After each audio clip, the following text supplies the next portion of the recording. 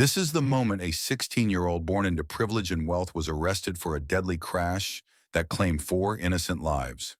He faced the court, but instead of prison, he walked free after a shocking defense. The judgment sparked outrage among families and raised questions. Does justice look different for the rich and the poor? But just when everyone thought the system had failed them, something unexpected happened. Stay with me till the end to see how justice finally prevailed and how the tragic loss of 4 innocent lives did not go unanswered. Before we uncover how privilege collided with tragedy that night, hit that subscribe button now.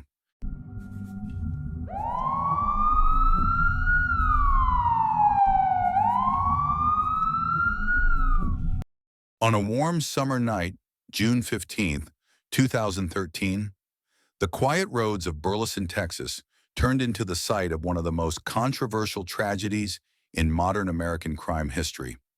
Behind the wheel was 16-year-old Ethan Couch, a teen from an affluent family whose name would soon echo across headlines worldwide. What happened that night, and in the courtroom that followed, would leave the nation stunned. It was just after 11 p.m. when Ethan, under the influence of alcohol and Valium, climbed into his red Ford F-350 pickup truck. Friends piled in beside him. He sped down a 40-mile-per-hour road at nearly 70, unaware that a group of Good Samaritans had stopped ahead to help a woman with a broken-down SUV. Moments later, everything changed. Ethan lost control. His truck veered off the road and slammed directly into the group. The crash was catastrophic. 4 innocent lives were gone in an instant. One of Ethan's own passengers, Sergio Molina, survived, but was left paralyzed for life. Witnesses described the aftermath as chaotic and heartbreaking, a scene no one could ever forget. When police arrived, it didn't take long to uncover the truth.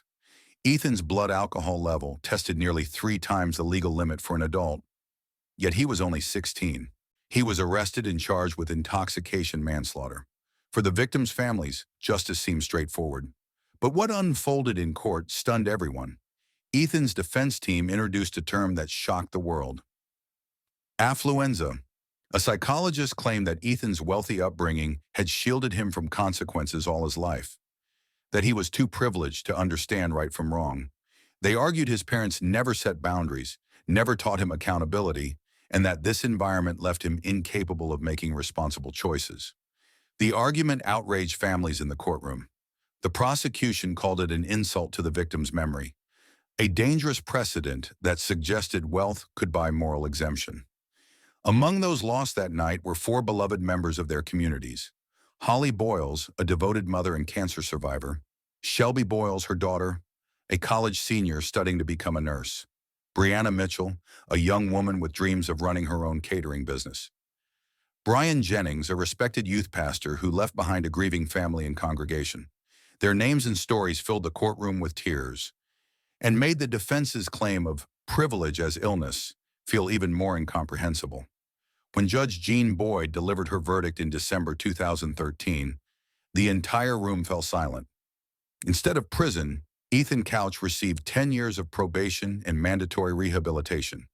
No jail time, despite 4 lives lost and several others forever changed. Families wept in disbelief. Prosecutors stood frozen. Across America, outrage exploded. How could a teenager walk free after such devastation simply because he was too rich to understand consequences? Then there was Sergio Molina, the young man left paralyzed from the crash. His family faced a lifetime of medical care and heartache. Though they eventually received a $2 million settlement, no amount could ever restore what was taken from him. Sergio became the living reminder of a system that seemed to favor wealth over accountability. Tell me about Sergio, what kind of boy he is. He was the best son. He was that kind of boy with a lot of drinks. He was, well, his first dream it was to be a soccer player. He was sweet. I mean, it was.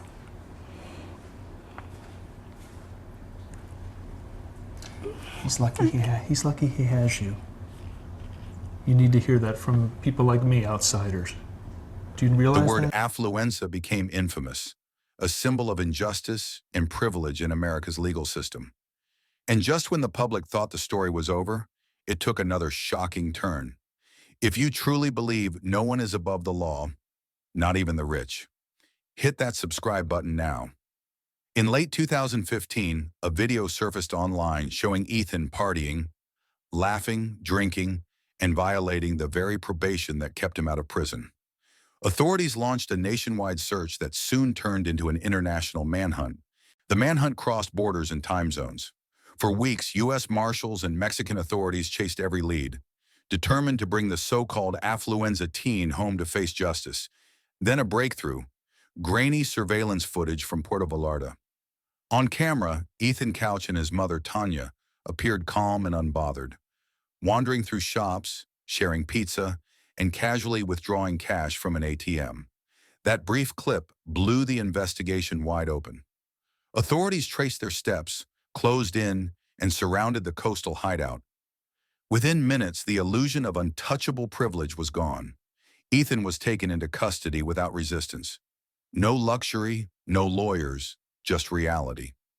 Tanya was arrested alongside him, but their paths soon split. Ethan was sent to a juvenile detention center, while Mexican officials deported Tanya back to Texas, where she was charged with hindering apprehension and obstructing justice for helping her son flee the Near country. Puerto Vallarta, Mexico. Police charging Couch's mother with money laundering and preventing the capture of a fugitive. They were both brought back to the States, where Couch, in a different court this time, was sentenced to 720 days On in jail. January 28, 2016, Ethan Couch was officially extradited and brought before a Texas judge the following day. His probation was revoked, and he was sentenced to 720 days in jail, 2 years behind bars.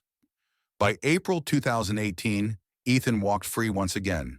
At only 20 years old, he was placed under strict probation until 2024, forbidden from driving and required to undergo regular testing. Didn't answer it. Ethan, do you have anything to say to the families of your victims? Ethan continues to be remorseful, as he has been from the first day of this tragic event. Couch, the so-called Affluenza Teen, said to be too spoiled to know right from wrong, went directly from the Tarrant County Probation Office into a black Tesla. The Tesla then carried him to his father's sprawling Northwest Tarrant County home, where he'll spend all his time. Meanwhile, Tanya Couch faced her own legal battles for aiding his escape. But the question that continues to echo across America remains the same. Did Ethan Couch escape true justice because of his wealth? Would a poor or working-class teen have received the same mercy? To some, this case exposed the deep cracks in America's justice system, where privilege can sometimes outweigh accountability. So what do you think? Was Ethan Couch a victim of poor parenting or a young man who used privilege as his shield? Drop your thoughts below. And if you want more stories that uncover the truth behind the most shocking courtroom moments, don't forget to subscribe, like, and share, because stories like this deserve to be heard. See you in the next video.